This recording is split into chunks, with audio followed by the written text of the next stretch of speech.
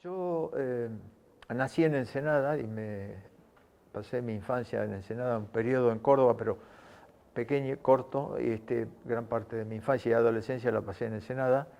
Y estábamos cerca del río, es una ciudad cerca de La Plata, que está cerca del río, digamos, aunque no, el río Ensenada no lo alcanza porque tiene el astillero entre el río y Ensenada, pero teníamos eso que nosotros llamábamos el monte, que en realidad eran una suerte de bosque que habían plantado de sauces, grandes cantidades de humedales, para fijar el suelo alrededor de los astilleros. Nosotros pasábamos gran parte del tiempo como chicos viviendo dentro de ese monte que nosotros considerábamos que era enorme, no era pequeño, y que caminando por ahí adentro y bordeando el astillero nos permitía llegar no al río, sino al canal que pasaba frente al astillero, porque después estaba la isla Santiago y la otra isla también, sobre todo la Santiago, que no nos impedía llegar a la playa, digamos.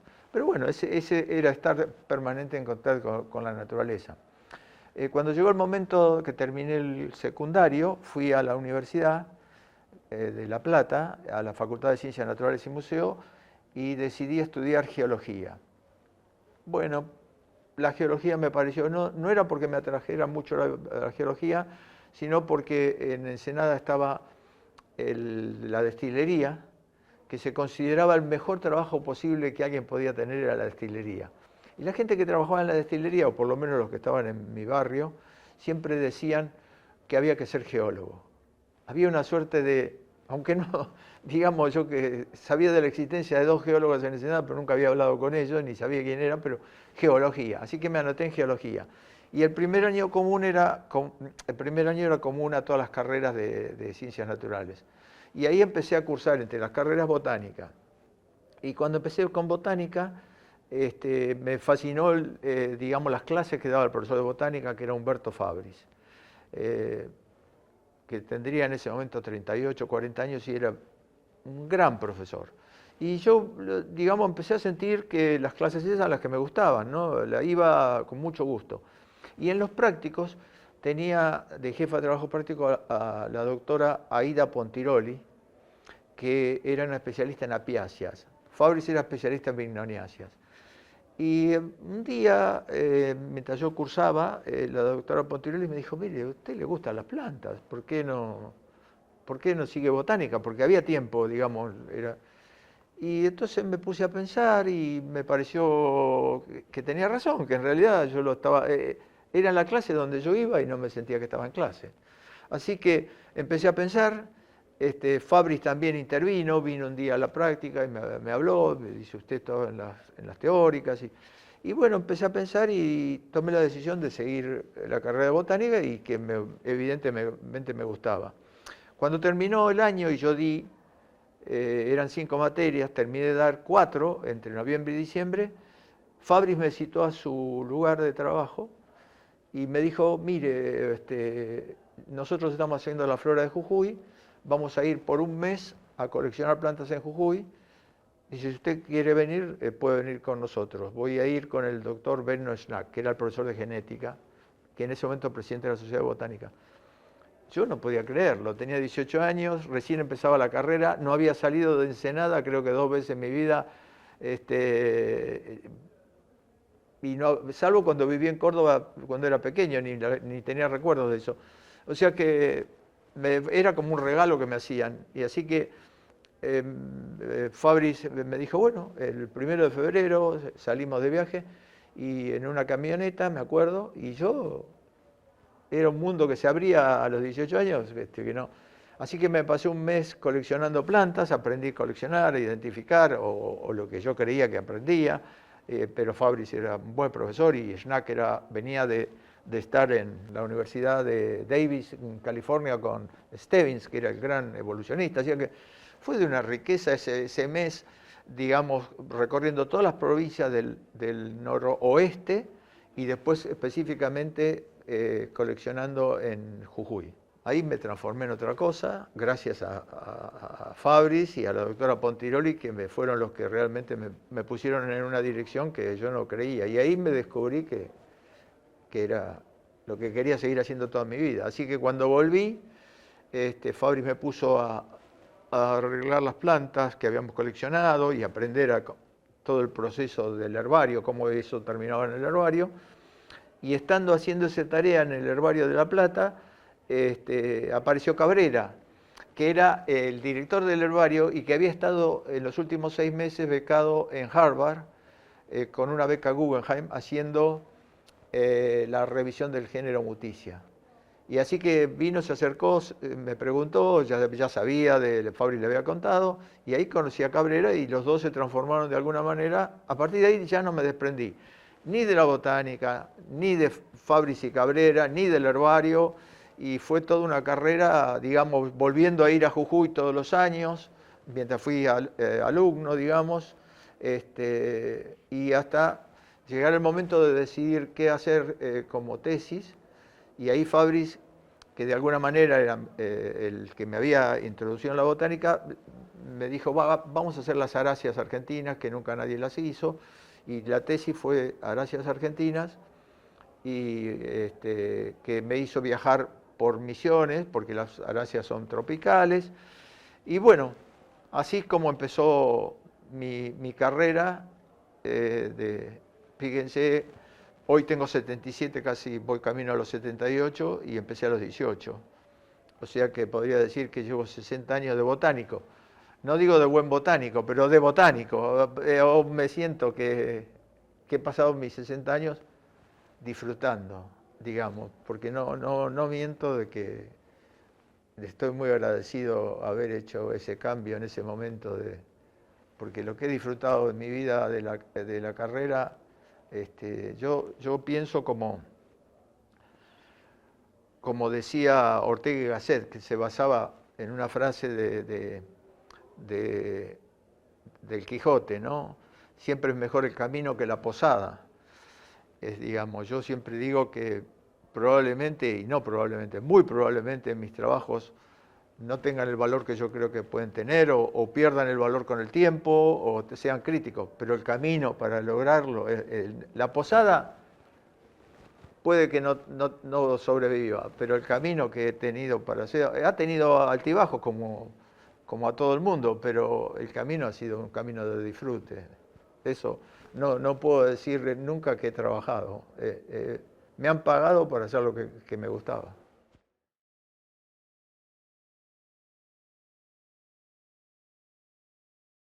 Yo pienso, no me puedo, nunca me siento mal cuando tengo que hablar de mí mismo. Yo creo que tal vez lo que vieron era mi dedicación, o lo que vio a la doctora Pontiroli en los prácticos, que yo estaba disfrutando, digamos, y tal vez yo después en mi condición de profesor siempre también busqué mirar si el que no solo era talentoso, sino fundamentalmente que tuviera esa pasión por lo que uno quiere trabajar, en lo que uno quiere trabajar. Pienso que vieron eso, no aseguraría que hayan visto talento, pero sí que han visto que yo me gustaba lo que hacía y que quería hacerlo. Y que probablemente era...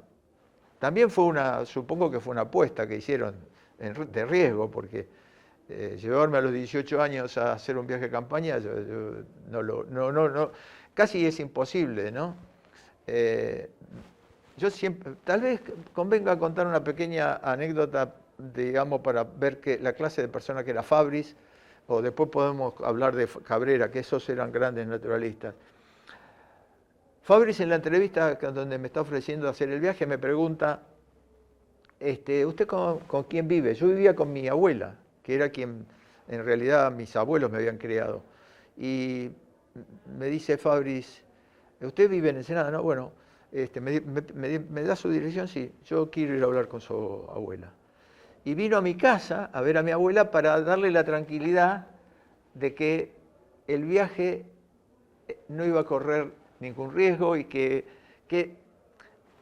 digamos, sería impensable ahora, ¿no? Pero yo lo pienso y digo, qué mirada humana para alguien que piense, voy a ir a la casa de este chico y le voy a decir a quien esté a cargo, a la abuela en este caso, quédese tranquila, que yo lo voy a cuidar.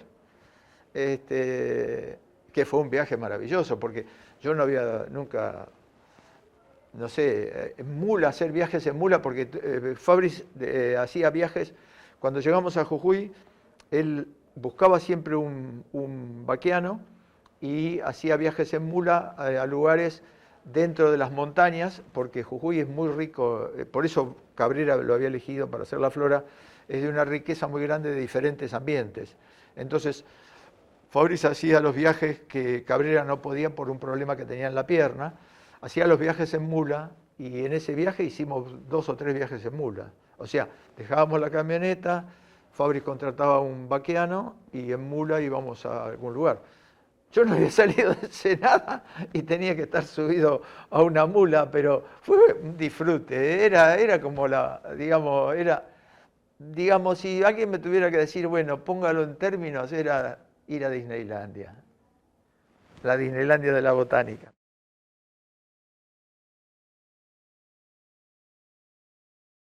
Y después, cuando terminé la tesis, las Aracias no era un grupo para seguir trabajando, porque es un grupo tropical que llega a la Argentina como lenguas, no son grupos representativos. Fue un gran aprendizaje de cómo hacer clasificación de plantas o sistemática biológica, pero no fue, digamos, no era algo para seguir, salvo que yo tuviera dinero para viajar a Brasil o a los lugares donde las aráceas son ricas, o Perú, digamos, estamos hablando de otros tiempos, y además no era un grupo para la Argentina, digamos, era un grupo para aprender a hacer algo, en ese sentido estaba bien, pero entonces con Cabrera y Fabris a ver dónde seguía con el postdoctorado. Y entonces ahí apareció la idea de que, bueno, estaba Cabrera y estaba el herbario de Cabrera. Era una tontera no seguir las compuestas, que era la especialidad de Cabrera, y el gran herbario que tenía Cabrera de compuestas, el mejor herbario de Latinoamérica. Estoy seguro que sigue siéndolo, pero lo era en ese momento.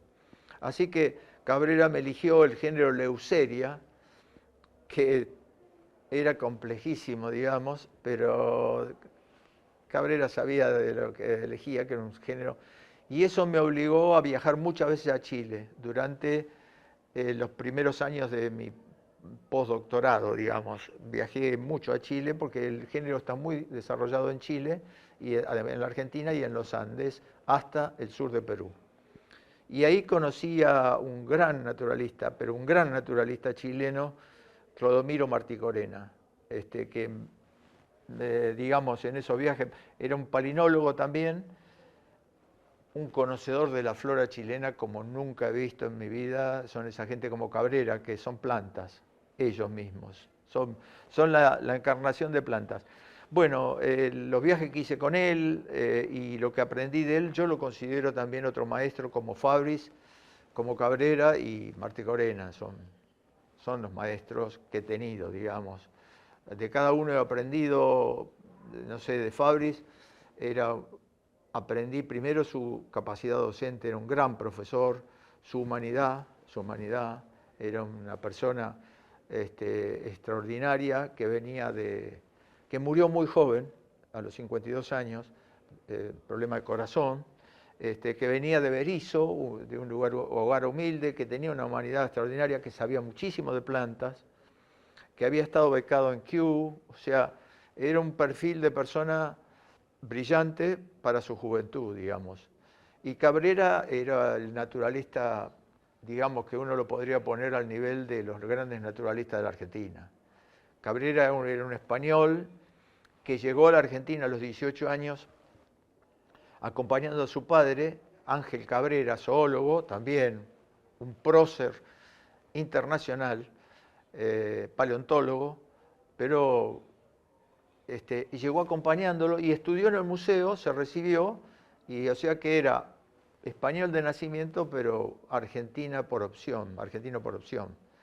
Era una persona que sabía de plantas, pero también tenía una gran sabiduría, una gran tranquilidad, o sea, era una persona, digamos, amaba tanto lo que hacía que era difícil distraerlo de su mirada a las compuestas. Y era un gran naturalista, entendiendo por naturalista no solo que trabaja sobre la naturaleza, sino que tenía ese amor por la naturaleza que era extraordinario. Cabrera también fue un gran aprendizaje para mí y Martí Corena tenía en paralelo con Cabrera ese conocimiento muy grande de la flora chilena, me enseñó palinología, el estudio del polen, y además era una persona excelente como los otros dos. Y a los 27 años, cuando estaba con Leuceria, yo me presenté y gané una beca Guggenheim para hacer digamos, una estadía de un año o más, podía haber estado más, en Harvard, bajo la dirección de Otto Solbrich, un argentino que se había ido de la Argentina. Y ahí cuando llegué a Harvard, bueno, un parque de diversiones, porque era la botánica en todo su esplendor. Todas las semanas venía alguien importante a dar una charla. Stebbins, Cronquist, venían, Sokal, Steve Gould era profesor ahí, Ernest Mayr era profesor ahí. O sea, era una cosa que, bueno, también fue una experiencia monumental. Y Solveig me dice, entre las cosas que yo fui a hacer la revisión de Leuceria, en realidad, terminar ahí, juntar todos los materiales de Estados Unidos y demás. Y también ahí un poco descubrí cómo había ganado la beca Guggenheim, porque cuando yo estudié las aráceas de Argentina, había una aracia, el Güembé, que era muy utilizada por los indígenas y por los aborígenes y muy utilizada por la gente en Misiones, Paraguay, Brasil. Y cuando fui a presentar la tesis en el Museo de la Plata, me dice la profesora Genoveva Dawson, una profesora extraordinaria de etnobotánica, me dice, mira, esta semana presenta la tesis un antropólogo que trabajó con los indios guayaquí, con la tribu guayaquí, y que va a presentar y habla del Güembé. Entonces nos juntó y entre los dos hicimos lo que yo consideraría un trabajo hermoso, por lo menos por el camino, digamos, no sobre la sistemática y la botánica del Güembé, donde yo puse todo lo que había recolectado de sistemática y de conocimiento de la gente en Misiones, y él puso lo de la tribu, y quedó un trabajo muy lindo que impresionó a Schultes, que era el botánico que elegía a los candidatos de la beca Guggenheim. Así que cuando llegué, Schultes me elogió el trabajo y yo pensé, bueno, esto debe haber tenido alguna importancia. Solbrich me dice, ¿por qué no empezás a usar computadoras? Claro, era una época donde no se usaban computadoras. O sea, estaban las mainframe, las computadoras gigantes, y entonces, bueno, fui ahí, Solbrich tenía algunos programas que le habían dado en tarjetas, y ahí empecé mi romance con la aplicación de métodos numéricos utilizando computadoras en Harvard, aprovechando la computadora gigantesca que tenía Harvard, que debía tener ahora menos poder que una iPhone, pero bueno. Y ahí fue muy bueno porque eso cambió un poco el panorama como yo iba dispuesto, y ahí hubo un camino que fue el que me llevó a los métodos numéricos y las computadoras aplicadas a la sistemática y a la biología en general. Pero también me llegó equivocadamente un material de otro género que estaba determinado como Leuceria, y ahí encontré la evolución de las cabezuelas de las compuestas. Porque la confusión era porque la cabezuela se parecía mucho y era porque era muy parentesco de Leuceria. Y ahí otra línea que volví trayéndolo digamos, cuando volví como mi trabajo, digamos, las compuestas, el género Leuceria, las cabezuelas, más los métodos numéricos y las computadoras, digamos. Eso también me hizo llegar a la Argentina a fines del 73, volviendo, entusiasmado. Pero como a todos los hombres me tocó vivir tiempos difíciles. Imaginan la Argentina en la década del 70, la universidad en la década del 70 cuando volví, que volvía de un año en Harvard, que era el parque de diversiones, de todo y qué sé yo, y me encontré con todo lo que eso significaba en la Argentina de esa década del 70, ¿no? Y la universidad sobre todo.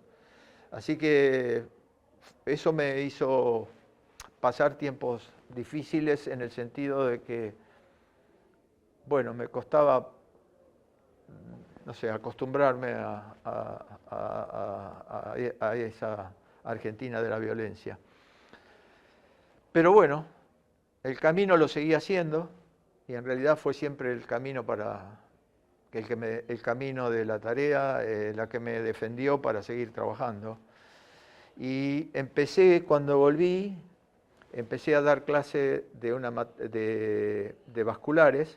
Fabri ya se había enfermado, así que me hice cargo de la materia de vasculares y ahí empecé a tener ya mis primeros, digamos, alumnos. Y ahí empieza digamos, la parte que yo estoy agradecido. Porque siempre yo digo que yo he tenido la fortuna, he sido un eslabón fortuito y afortunado entre dos generaciones de grandes biólogos. Cabrera, Solbrick, Fabris y Martigorena, y los que después fueron mis estudiantes. Yo he sido la conexión entre ellos. Mi valor es haber sido el eslabón entre esos dos grupos. Primero porque no necesito contarles los valores de esa gente que fueron mis maestros, y tampoco los de mis estudiantes, ahora que estoy ya en el final de mi camino, aunque el final de mi camino va a ser el final de mi vida, yo no voy a dejar de trabajar nunca. Mis estudiantes, no por mí, sino por ellos, son generalmente gente de un talento y de una vocación sin excepciones. No puedo nombrarlos a todos porque sería injusto, me olvidaría de alguien, y me olvidaría de alguien que seguramente lo quiero tanto como quiero a todos ellos. Todos ellos me han enriquecido. Entonces cuando volví empecé esa otra tarea de tener mi relación con mis estudiantes y llevarles ese vaso comunicante con los maestros. Y después ya volví a Estados Unidos como profesor visitante en Ohio en el 78, Ohio State University, y ahí aprendí de quien me había llevado allí, Todd Stussy, aprendí la relación que él tenía con sus estudiantes graduados. Y eso me ayudó a mí a entender. Él tenía una gran relación con sus estudiantes graduados en cuanto a que les daba mucha importancia, los atendía, de alguna manera veía una relación distinta a la que veía establecida en mi universidad en ese momento. Había como una suerte de mucha atención a un sembrado intelectual sobre los estudiantes. Stussy tenía una gran dedicación a los estudiantes, tal es así que muchos de sus estudiantes son famosos, pero dos son Robert Janssen, que es un gran sistemático molecular que descubrió una cosa muy importante para las compuestas, y Vicky Pham, desafortunadamente falleció hace 2 años, que es la líder, fue la líder de las actividades científicas en las compuestas y en la sistemática filogenética. O sea, cuando volví con esas ideas que le vi a Stussy, las apliqué sobre mis relaciones con los estudiantes y siempre me ha dado muchos resultados. Eso de prestar atención, de estar con ellos en cuanto a formarlos, ¿no? Considerar que un discípulo, aunque la palabra discípulo dicha por mí suena agrandado, siempre uso la palabra estudiante, pero le vamos a poner discípulos, no me atrevo a usarlo porque parece demasiado agrandado. Un discípulo es una semilla tan importante como un libro o un trabajo para publicar. Un buen discípulo es algo que, por eso se lo vi a Stiussi. Y después en el 86 me invitó a trabajar en Onagracias Peter Raven, un gran conservacionista mundialmente conocido, y empecé una relación trabajando en Onagracias, que era la familia que trabajaba Raven, y con Raven aprendí a mirar el tema biodiversidad, extinciones y demás, que él es un especialista. No fue la intención, porque yo iba a trabajar en Onagracias y trabajé en Onagracias, pero la cercanía y la comunicación hizo que empezara también a entender la importancia de la conservación como una suerte de metodología profesional, no la conservación como un naturalista que colecciona plantas y trabaja en las plantas. Y a ver el problema de las extinciones, que uno dice, bueno, ahora es una cosa muy común, pero digamos, yo les cuento que en los 60 no era una preocupación. Digamos, uno podría decir que los que leyeron La Primavera Silenciosa podían tener una idea, pero los demás, yo no recuerdo, por ejemplo, un libro cuando yo era estudiante que tuviera el número de especies de cada grupo. Recién lo recuerdo a fines de los 60, uno de evolución de Werner Grant, que tenía una tablita con cuántas angiospermas, cuántos moluscos, cuántos... O sea, no era una preocupación. En el 86, cuando empecé a interactuar con Raven, me di cuenta de que el tema era un tema importante y ahí aparece mi interés o mi deseo de aprender del tema conservación, del tema extinciones y de cómo encararlo para poder resolverlo. Si es que, digamos, resolverlo es muy difícil porque son cambios de todo tipo, pero bueno, ver desde el punto de vista, por ejemplo, de la sistemática. Y eso hizo que cuando volví ya también me puse entre mis preocupaciones ese tema de la conservación de la biodiversidad y con mucha modestia me puse a pensar cuál era el valor de lo que yo hacía para ese tema, ¿no? Cuánto de la sistemática es indispensable para hacer conservación y cuánto mirarlo de esa forma. Y esa relación con Onagracias, conservación y eso siguió hasta el 92, o sea que viajé mucho tiempo con esos temas, digamos. Y ya en los 80 me empezó el interés por la biogeografía. Me pareció que era una disciplina, bueno, esto muestra que soy un diletante, ¿no? Pero digamos, biodiversidad, sistemática, métodos numéricos y computadora, parece cualquiera y no se equivoca. Y no se equivoca, soy un diletante. Pero como decía un amigo mío de Ensenada, diletante viene de deleitarse.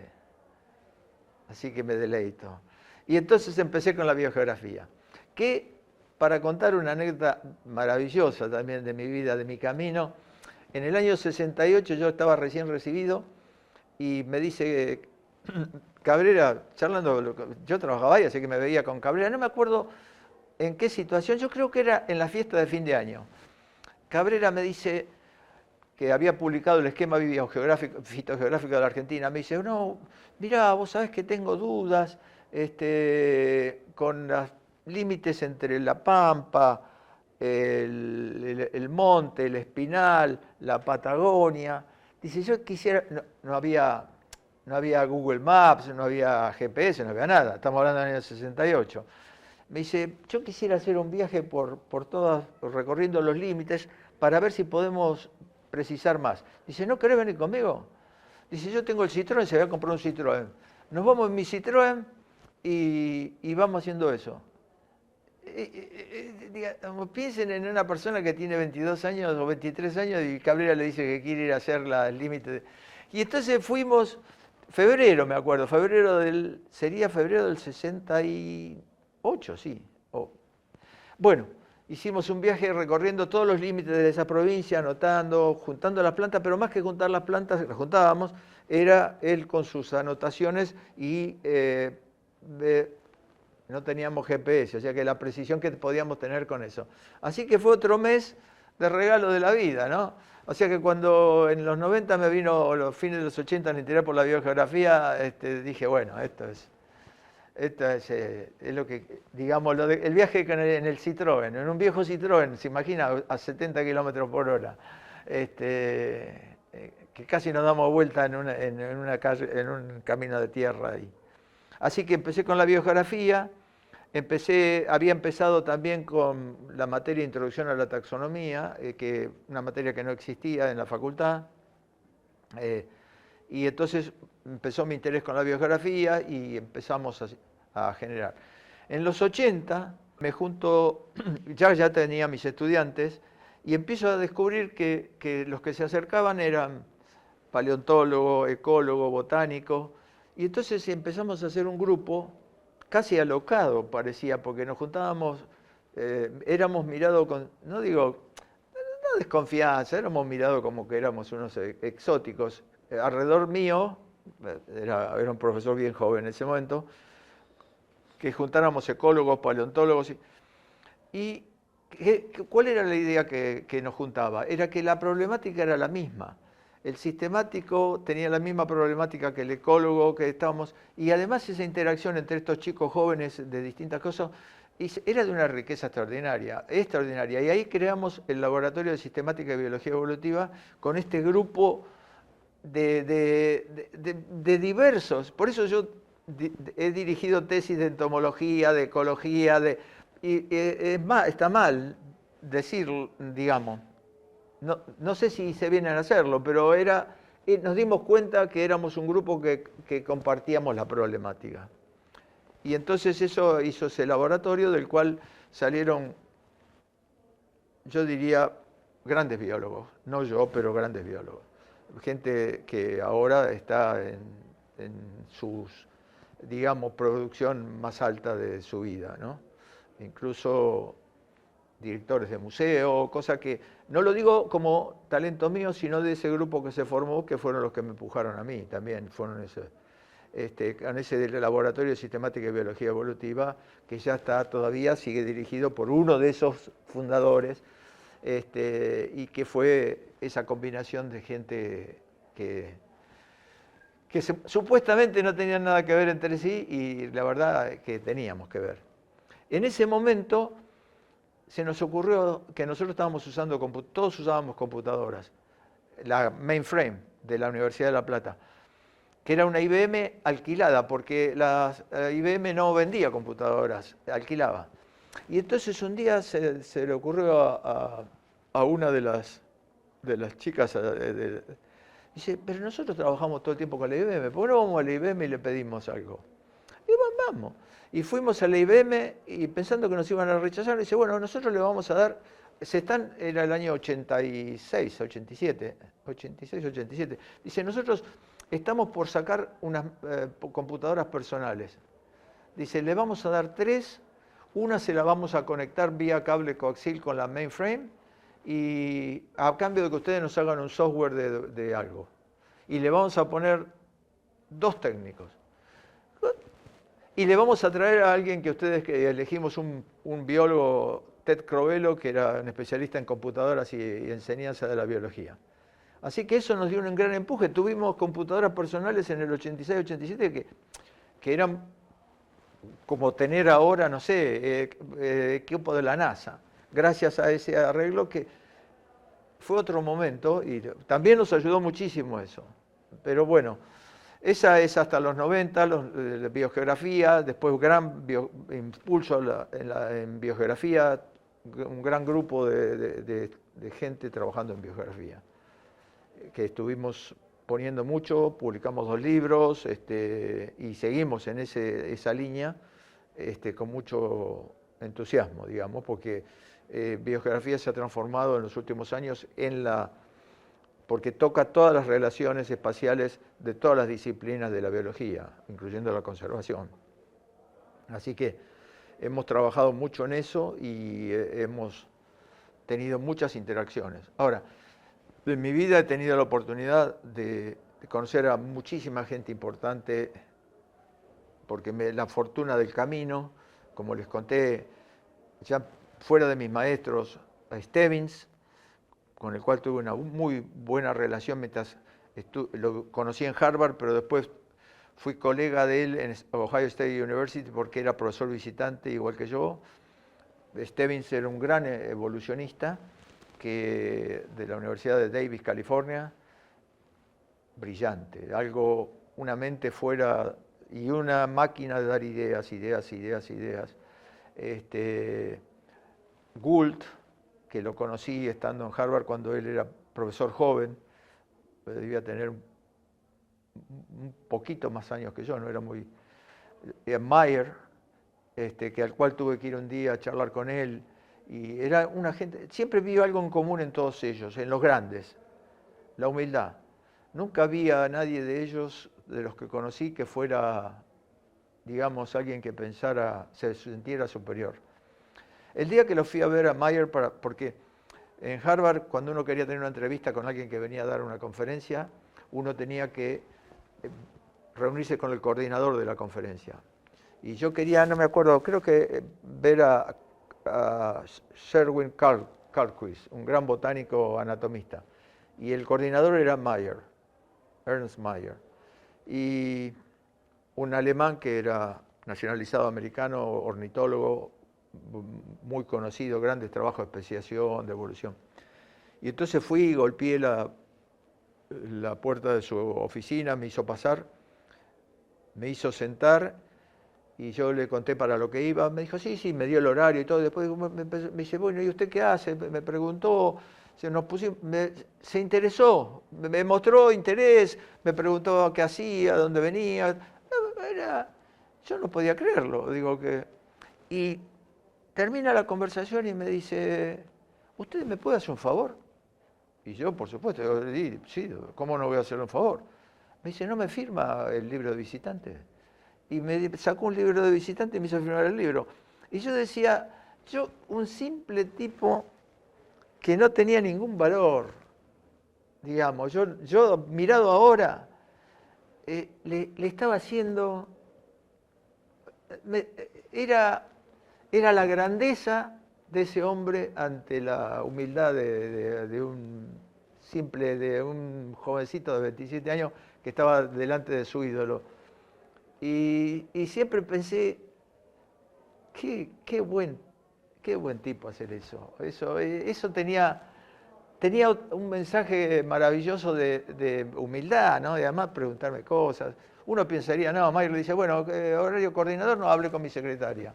No, tenía la secretaria ahí para que me diera el horario. No, por eso. Si hay aprendizaje en el camino, es la humildad.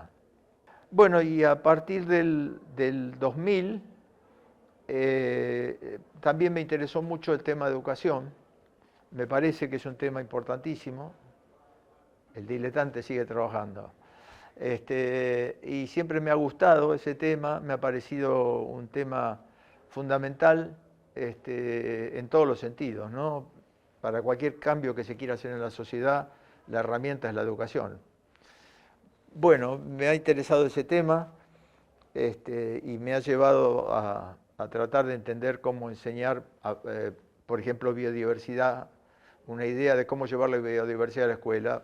Por supuesto que siendo una idea mía no puede ser gran idea, pero bueno, intenté hacer caminos para llevar la biodiversidad a la escuela, tanto primaria como secundaria, digamos, ¿no? Es decir,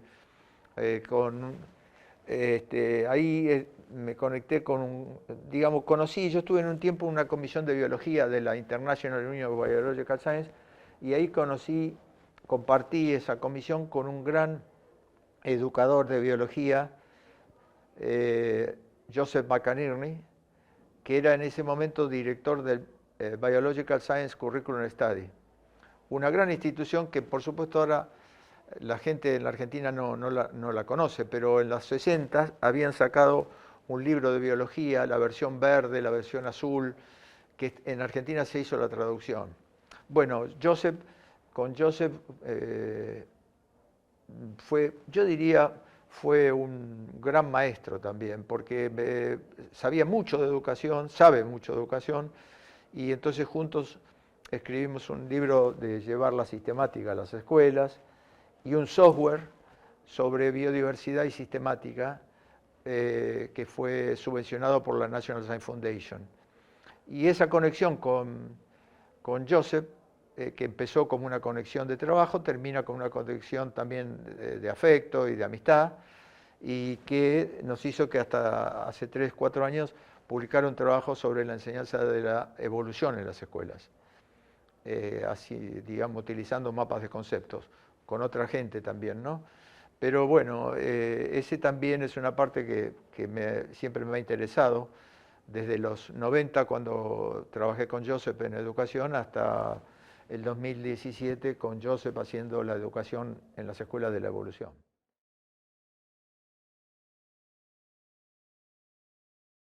Mi idea, que no es mi idea, es la idea de muchos biólogos, es que la evolución es el centro de gravedad de la biología.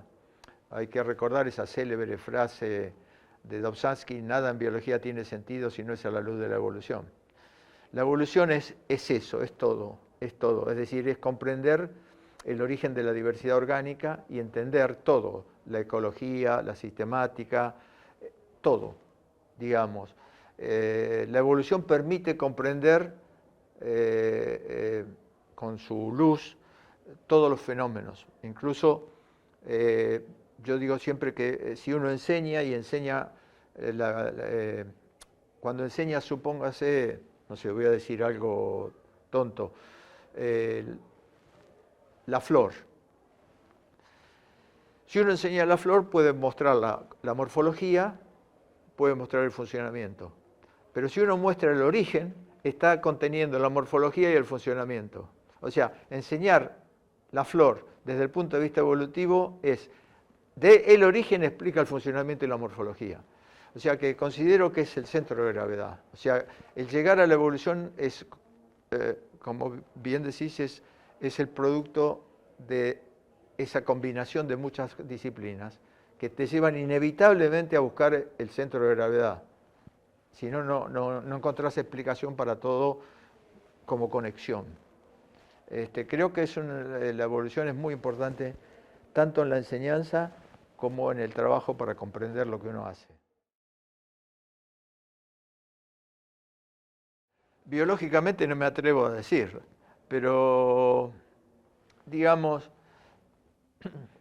yo digamos, pienso que muchas de las cosas que nosotros vemos, que nos están sucediendo, son producto de la conducta humana, de ese ser humano del Pleistoceno que fue construido para el Pleistoceno y está viviendo en el siglo XXI.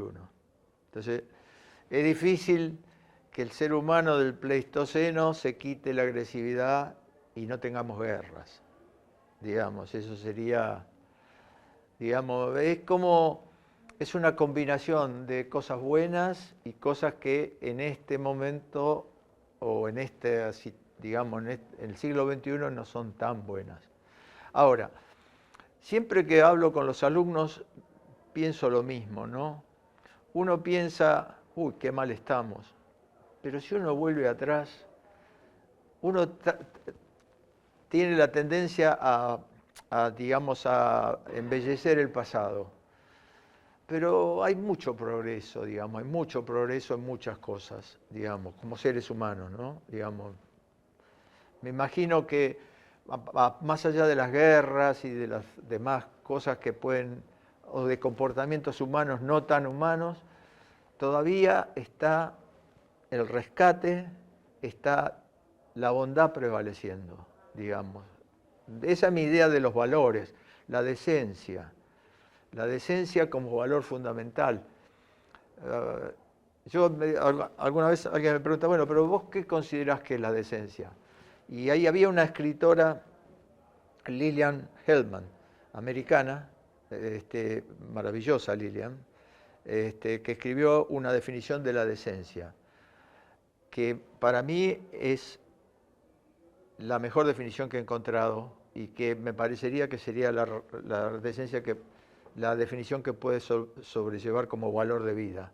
La decencia es una serie de principios privados y caseros que impiden el acto inhumano y deshonroso de hacer daño a la gente para salvarse uno mismo. Entonces, yo creo que prevalece la decencia en los seres humanos, pero tampoco podemos desprendernos de esas partes malas, agresión o dogmatismos, cosas que seguramente son malas. Ahora, ¿el hombre está evolucionando biológicamente? Yo dudo que en nuestro tiempo o periodo veamos evoluciones de cambios biológicos en nuestro tiempo. No sé, me da la sensación a mí que los tiempos evolutivos son más largos en sentido y están actuando otras cosas. Que en el hombre también está la cultura, está esa célebre discusión, cultura o digamos, cuánto influye la cultura, cuánto influye lo que traemos en los genes en el comportamiento. Y yo digo que influyen los dos, pero que esa parte pleistocénica mala de la agresión, que por ahí puede ser producto de muchas de las cosas que no nos podemos desprender, ¿no? Por ahí el egoísmo, la ambición o cosas que de alguna cosa dejan de ser decentes.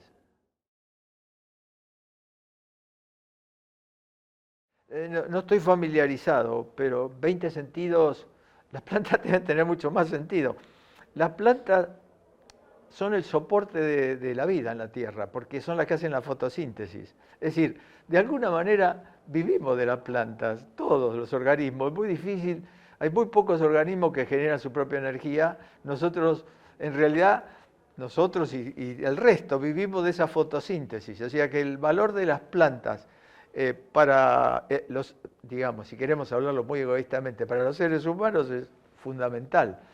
Y yo, no, digamos, me gusta a veces hacer la historia de las plantas, como decir cómo aparecieron hace, no sé, 400 millones de años conquistaron la Tierra, cuándo empezó la fotosíntesis, hace muchos 1.000 millones de años, cuando, digamos, el fenómeno de una bacteria fotosintética se metió dentro de otra célula y se transformó el cloroplasto. Bueno, uno puede ir mirando esa historia y en esa historia uno se da cuenta que en ese momento del inicio de lo que podemos llamar plantas está nuestra supervivencia, digamos, ¿no? La energía solar la toman las plantas en fotosíntesis y el resto vivimos de comer eso o comernos algo que hace eso. O sea, incluso el petróleo y el gas y todas esas cosas son producto de la fotosíntesis del pasado, digamos, ¿no? O sea que vivimos de eso. Y otro fenómeno, o no fenómeno, proceso que hace que estemos hoy charlando acá, es que hace 10.000 años el hombre generó la agricultura. La agricultura hizo que pudiéramos estar sentados, que hubiera ciudades, que hubiera todo y que hubiera la cosa. Hizo que el hombre pudiera asentarse y el hombre, digo la humanidad, para no usar términos actuales. La agricultura hace 12.000 o 10.000 años ha sido un fenómeno extraordinario, que evolutivamente, hay que decir, no fue un invento del hombre, fue un invento de las hormigas 50 millones de años antes, que cultivaban un hongo para darle de comer a uno de sus, digamos, de sus elementos que tenían ahí, para poder, o sea, la agricultura fue inventada por hormigas hace 50 millones de años, que todavía siguen haciendo el mismo fenómeno, que todavía se puede ver, hormigas cultivando hongos, pero bueno, eso hace que las plantas sean vitales, fundamentales. No habría nuestra existencia sin la planta. No habría, no. Estamos acá por las plantas y estamos acá por la agricultura. La agricultura o la domesticación de plantas y animales, ¿no? Le nombré la palabra plantas y Sí. se encendió. Sí, bueno. La pasión está intacta. Sí, espero. Espero que esté intacta hasta el último día de mi vida, hasta el último día de mi vida. Porque es el camino. Es el sentido de la vida. La vida tiene el sentido del trabajo y, bueno, el sentido de la familia, obviamente, ¿no? Es decir, digamos, el camino también me ha dado a mi esposa, digamos, poder la posibilidad de conocer a mi esposa Liliana Catina, que es botánica, una excelente botánica, y el camino me ha dado que mi trabajo en cooperación con Liliana ha sido productivo porque apareció nuestra hija Victoria, de la cual estoy sumamente orgulloso, porque es muy inteligente, es muy buena, pero es una persona decente, que es lo que siempre esperé, deseé que sucediera. O sea que La botánica me ha dado todo, hasta victoria. ¿Qué puedo decir? Esa es la victoria, digamos. Las otras son las posadas, que sí dan cierta satisfacción, pero la verdadera satisfacción está en el camino. Eso no me queda ninguna duda. El que disfruta lo que hace, sabe sacarle jugo al camino. Cuando uno habla de que las hormigas inventaron la agricultura antes, siempre eso trae aparejado una suerte de confusión o de justificación sociológica de algunas cosas. Por ejemplo, hay hormigas que tienen esclavos, digamos, en el término usado nosotros entre paréntesis. Y entonces ahí entra un concepto importantísimo de la teoría evolutiva, que es la homología o la homoplasia. Cuando algo tiene el mismo origen, digamos, es homólogo, y cuando tienen distintos orígenes son homoplásicos o paralelismos, digamos, que aparecen en paralelo. Lo que nosotros llamaríamos esclavitud o agricultura en las hormigas es un fenómeno en paralelo, digamos. No tiene el origen evolutivo común para decirlo. Por eso la palabra homología es muy importante cuando se usa en términos sociológicos, equiparándolos con los fenómenos de comportamiento en los animales. En algunos casos pueden ser homólogos, en otros no. La mayoría de las veces no. O sea que eso es... pero es interesante que las hormigas han generado todo un sistema de funcionamiento social que de alguna manera nos equipara, digamos. O sea, es muy parecido. O sea, mirar el estudio de la sociología de las hormigas, sociobiología, como lo llamó Wilson, que era el gran experto en esto, es interesantísimo. Pero hay que recordar una cosa, que cuando Wilson empezó con la sociobiología, que no lo empezó él, venía de lejos, pero él fue el que escribió el gran libro de sociobiología, generó un verdadero revolución en la biología, porque empezó la gente a decir que Wilson, que terminó su último capítulo del libro de sociobiología en 1974, diciendo que el hombre era el siguiente estudio del comportamiento humano, y escribió el libro que se llama La naturaleza humana, donde habla del origen de la religión, el origen de la agresión, el origen de la actividad sexual, todos los orígenes, haciendo un estudio evolutivo. Pero eso generó una gran discusión, sobre todo con dos grandes biólogos marxistas, americanos, Richard Lewontin y Steve Gould, que ellos consideraban que el hombre era más bien algo no construido por sus genes, sino más bien construido por las culturas. Porque ellos decían, Gould y Lewontin, que si uno asumía que nosotros teníamos un gran contenido de comportamiento genético, eso significaba que estábamos determinados a lo que nos pasaba. Que lo que nos pasaba era lo que merecíamos, digamos. Es decir, porque venía dentro nuestro. Y eso generó una gran discusión entre el grupo que se llamaba Gould y Lewontin con Wilson, que estaba más bien, lo apoyaba gente, pero más bien solo. Y gran discusión que ya ahora, no digo que está saldada, pero que está más atenuada. En aquel momento Wilson no podía dar conferencia, por ejemplo. Le tiraron, no sé si un baldazo de agua en una conferencia. Porque decían, hay un libro muy interesante que se llama La biología como una arma social, totalmente en contra de todas esas ideas de que había un contenido genético predeterminado en nuestro comportamiento. Yo creo que ahora ahí está más atenuado, que todo el mundo considera que hay una parte cultural y hay una parte nuestra, inevitable, de contenido de lo que yo decía, de cosas buenas, la bondad, la amabilidad, pero también la agresión y también comportamientos, si se quiere, dogmáticos. ¿Por qué el hombre entra en sectas, por ejemplo? Bueno, ¿por qué algunos caen en eso? Bueno, porque hay una necesidad probablemente que está dentro de que le digan lo que tiene que hacer.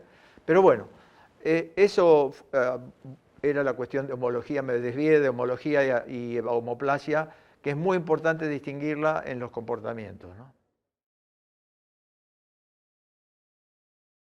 Exacto, gen egoísta, exacto. Richard Dawkins, que él decía que somos máquinas al servicio del gen. Es decir, que nuestro gen es que estamos en este mundo para que los genes nuestros sigan jugando el partido, digamos. Por eso, mirándolo desde la teoría de los juegos, la teoría matemática de los juegos, esto es muy digamos, aplicado. La teoría de los juegos dice, ¿cuál es la estrategia para el juego de la vida? Digamos, hay una estrategia, no estamos hablando de humana, sino una estrategia. ¿La evolución tiene una estrategia? Seguir jugando. No ganar, seguir jugando. La estrategia de cualquier organismo que está es tener representación en la siguiente generación. Por eso la selección natural lo que hace es elegir los que no pueden dejar en la siguiente generación. O sea, la estrategia evolutiva de la naturaleza es seguir jugando. No salirse del campo de juego, digamos. Teoría de los juegos, Slobokin hizo muchas cosas interesantes sobre ese tema de teoría de los juegos y la evolución, ¿no? Como con esta idea. Por eso decían que la evolución es una disciplina que la tendría que haber creado Sartre, porque el existencialismo, vos tenés que seguir jugando. Tu trabajo es seguir jugando. No el nuestro como seres humanos, todos. Las hormigas, todo tienen que seguir jugando. Todo lo que hacen es para dejar descendientes en la siguiente generación. El gen egoísta de Richard Dawkins también puesto al servicio de seguir jugando.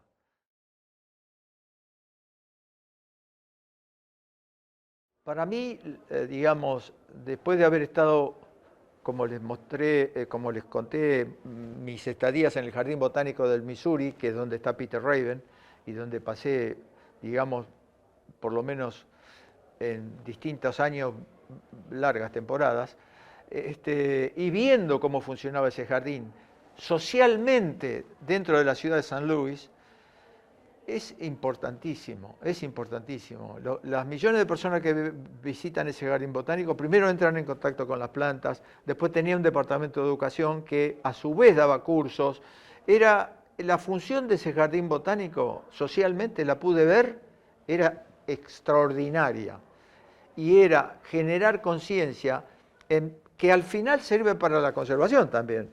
Y no solo para valorar la planta en sí mismo, sino valorar la diversidad de las plantas, porque los jardines botánicos siempre ofrecen las distintas cosas que no están en la ciudad esa.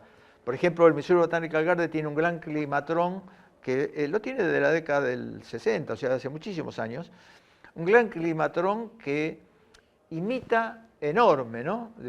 Digamos, que imita totalmente cubierto, imita un bosque tropical. Adentro está el bosque tropical. Tienen un bosque tropical ahí adentro. O sea, que la gente de San Luis pueda visitar un bosque tropical y lo sienta, que sienta el olor, la humedad, la sensación, que vea las plantas, porque es algo extraordinario. Es algo que socialmente para los botánicos tiene un enorme valor. Y para la sociedad, porque como les digo, las plantas son la base de nuestra vida.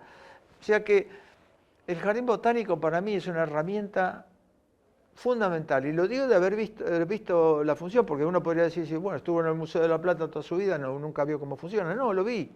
Y lo vi y socialmente en una ciudad enorme como es San Luis, además, voy a decirlo, es un orgullo para esa ciudad. Digamos, entre las cosas que la distinguen es ese jardín botánico. O sea que a mí me parece que los jardines botánicos tienen una función social extraordinaria.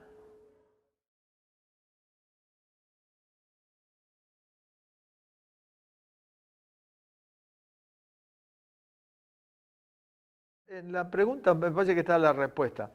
Hay cosas que yo he visto con el tiempo, digamos, que al ser inevitables no pueden ser evitadas. Es decir, hay cosas que uno dice, no, nunca va a pasar eso, y pasa porque si no de otra manera no se puede seguir.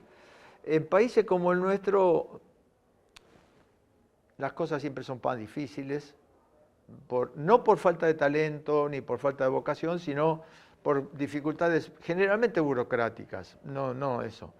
Yo creo que es inevitable y va a ser, digamos, va a suceder. Va a tardar unos años, pero va a suceder. Yo vuelvo a lo que le digo siempre, ese enamoramiento con el pasado. Todo tiempo pasado fue mejor, no, las coplas de Manrique.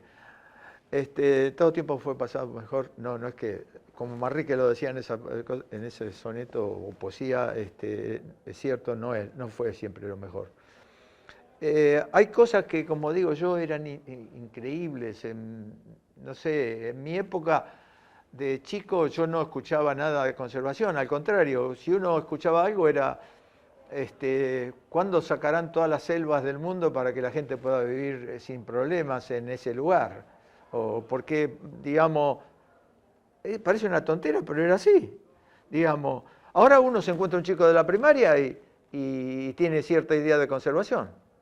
¿De dónde la sacó? De la televisión, de algo que lee, demás. O sea, hay un cambio grande. Y en los 60 a uno le decían eso y voy a decir, no va a suceder nunca. ¿Quién va a ser? ¿Qué chico va a saber que tiene que proteger el bosque del Amazonas? Parece tontera, pero en los 60 ninguno hubiera dicho eso. Más, no se discutía. Salvo La primavera silenciosa de Carson, el de Rachel Carson. Salvo ese, y lo leían, ¿cuántos lo leían La primavera silenciosa? Nadie.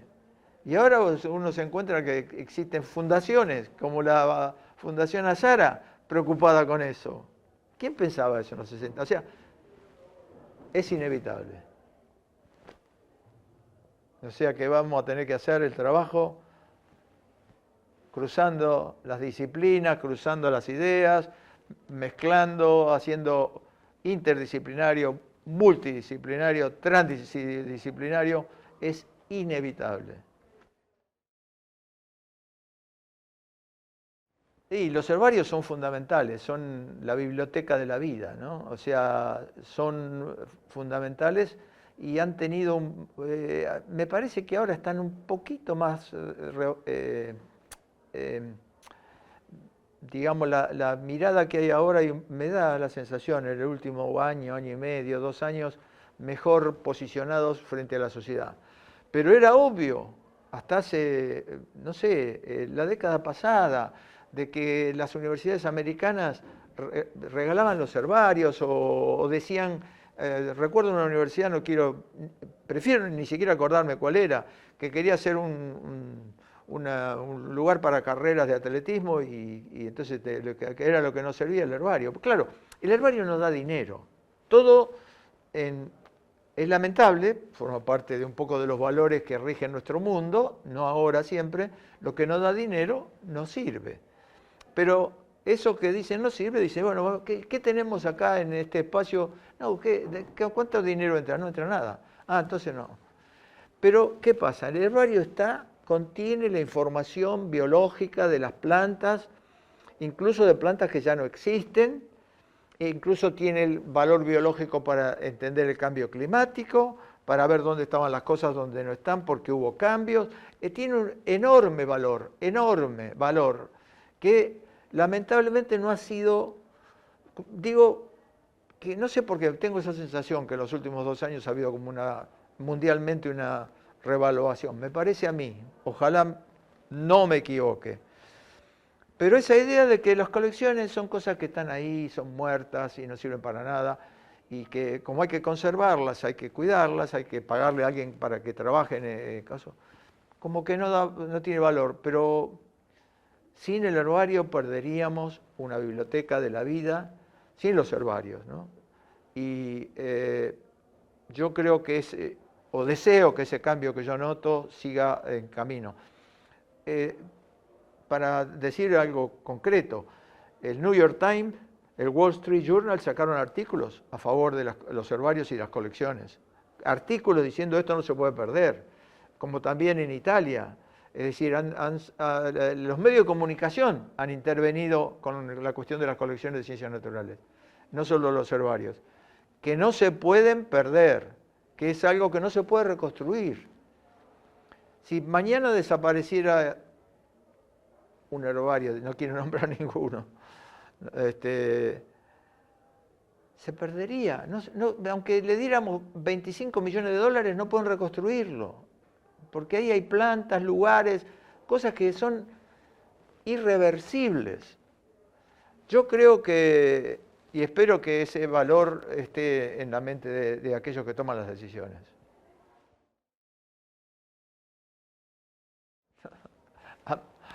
A mí no me consulta nadie, pero no me siento por eso que me estén menospreciando. Primero, vamos a ver, primero no deberían consultarme. Haría el chiste de Groucho Marx, ¿no? Nunca me haría socio de un club que me acepta a mí como socio. Nunca confiaría, pero bueno, no quiero, nunca me consultan, pero tampoco me ofrezco para hacer consulta, o no me ofrezco, no lo espero. Lo digo sin falsa modestia, no me sentiría valioso para ser consultado, pero y sin falsa modestia, tendría esa sensación de Groucho Marx, pero sí tendría en la cabeza quién debería ser consultado, digamos, gente que depende del tema, que yo confío en que los veo sabios.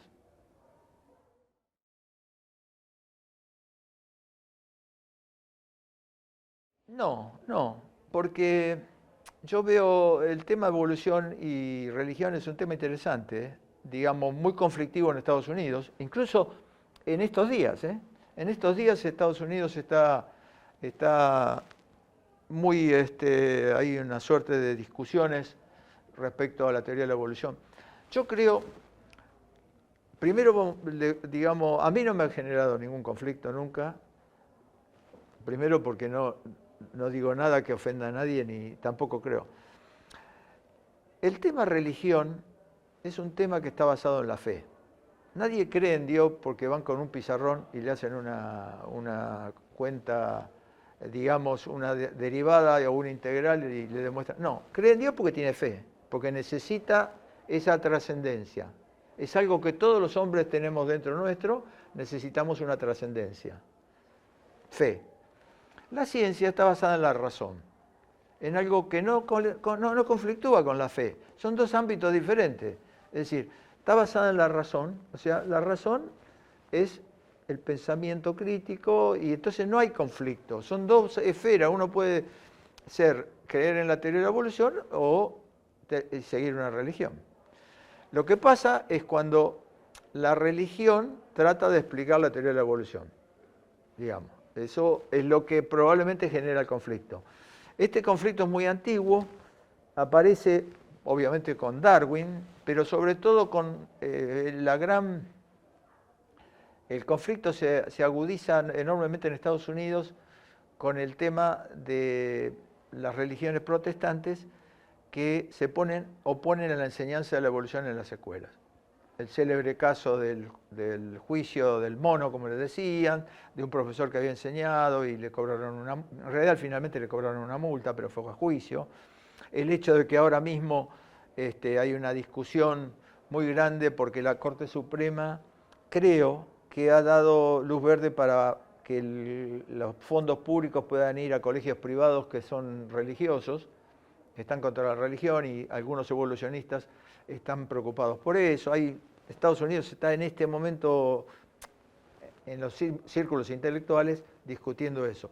Yo no veo conflicto, veo que hay fe y razón, son dos cosas.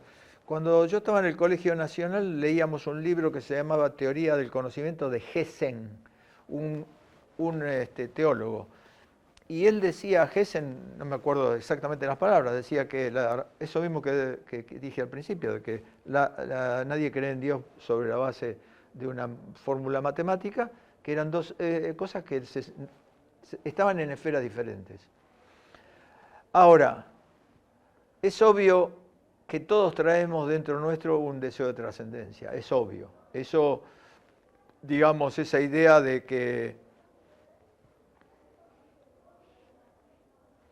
nos vamos a morir.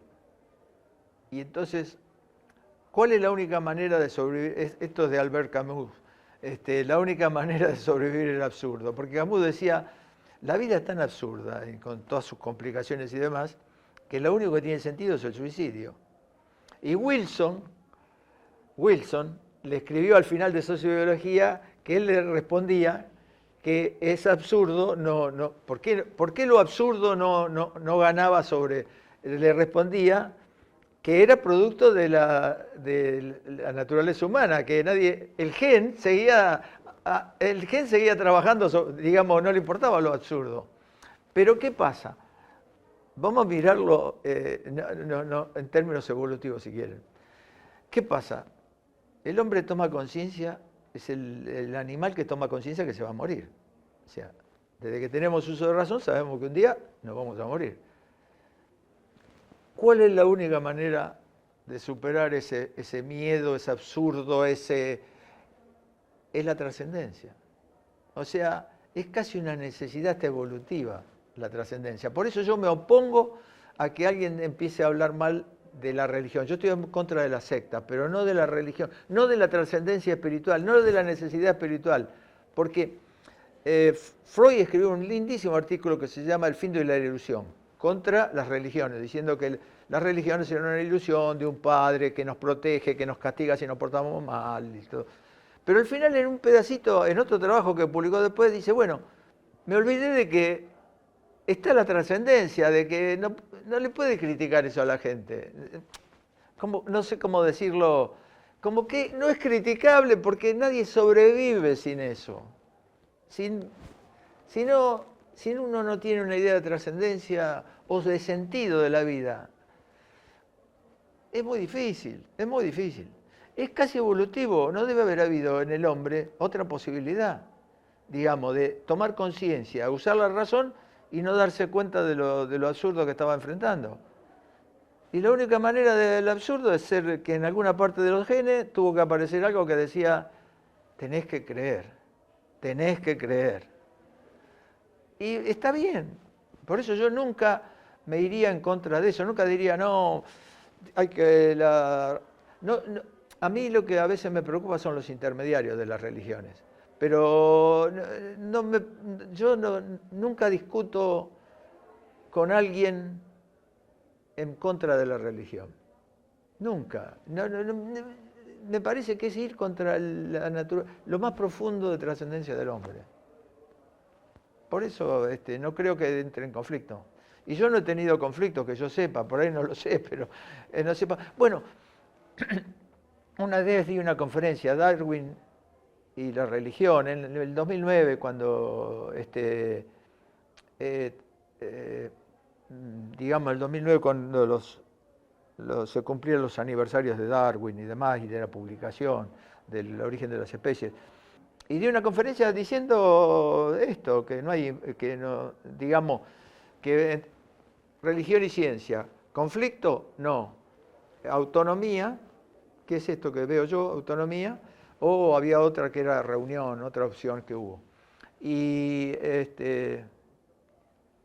cuando llegué al laboratorio, di la charla, pero rescatando la religión y rescatando el hecho de que la religión se debía reunir con la ciencia para mejorar la humanidad. Y cuando llego al laboratorio, tengo una chica que me regalaba una Biblia. No lo tomé, qué sé yo, no lo tomé como, no sé qué eso, me lo mandó voy a decir que me lo mandó en forma electrónica, pero de alguien que yo no conocía, que debía que estar en el público. No sé cómo tomarlo, pero bueno. No sé si era un elogio o una muestra de mi ignorancia, no sé, fue la única vez que tuve una reacción. Después nunca tuve reacciones de ningún tipo. Además, lo que digo es justamente rescata la religión de todo tipo, así que menos, digamos, la secta, la cosa que usa esa necesidad para otro fin, ¿no? Pero bueno, esa sería espero no tener, ¿qué conflicto puede haber conmigo? Alguna vez publiqué en el diario, porque una ministra de una provincia estaban enseñando lo que se llama creacionismo en las escuelas. Y la ministra dijo, nosotros enseñamos creacionismo y teoría de la evolución al mismo tiempo. Entonces yo publiqué diciendo que no eran la misma cosa. Uno era teoría de la evolución, que es ciencia, y lo otro, si quería enseñar creacionismo, que es, digamos, las cosas fueron creadas, que pudieron haber sido creadas, pero no creadas como se da cuenta, debían hacerlo en la clase de religión, no en la clase de ciencia. Pero no me trajo ningún problema. Es decir, que se debía, si querían enseñar religión y la ley lo permitía, que lo enseñaran en la clase de religión, pero no en la clase de ciencia. Y ahora en Estados Unidos está el diseño inteligente, o complejidad irreductible, que es la gran discusión de este momento, que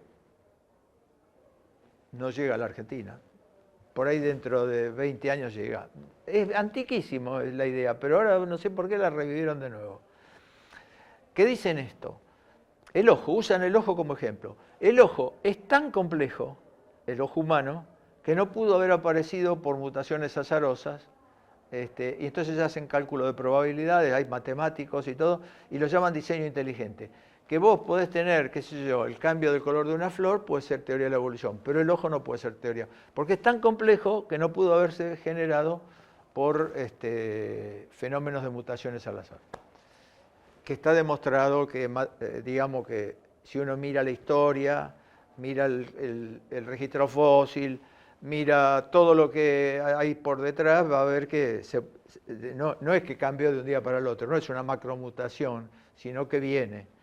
Pero bueno, el diseño inteligente es el gran caballito de batalla de este momento, que es lo que los evolucionistas, los que hacen evolución en Estados Unidos, le están teniendo bastante miedo, sobre todo por esta intervención de las matemáticas y cálculo de probabilidades y demás.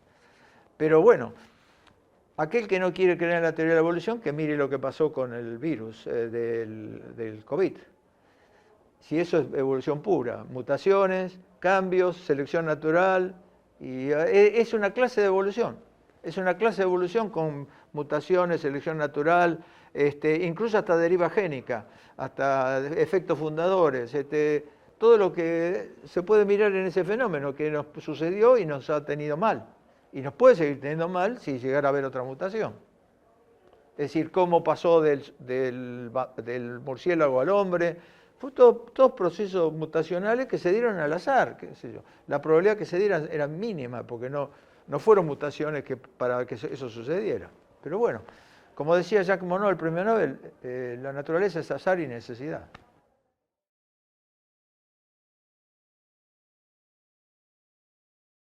Y la parte buena del hombre sería, digamos, si uno asume siempre que en el corazón están las emociones, y uno siempre cuando habla de amor habla del corazón, digamos, en esa metáfora, y pienso que si se va a salvar es por el corazón del hombre, por aquellos hombres que hacen el esfuerzo para que la naturaleza se salve.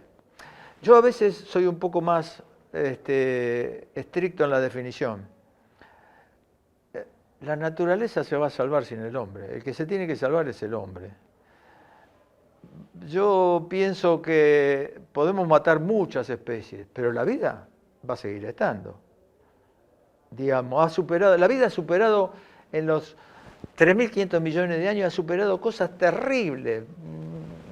Digamos, meteoritos, desaparición de los dinosaurios, por decir cosas terribles, graves, digamos, inundaciones, movimiento de los continentes, y la vida siguió. Ahora, el tema es, ¿el hombre va a seguir? ¿El corazón del hombre va a hacer que el hombre siga? ¿O el hombre está jugando con la naturaleza sin darse cuenta que está jugando con su destino? Pero siempre en el corazón, estoy de acuerdo. Sin el corazón no se hace. El camino es el corazón.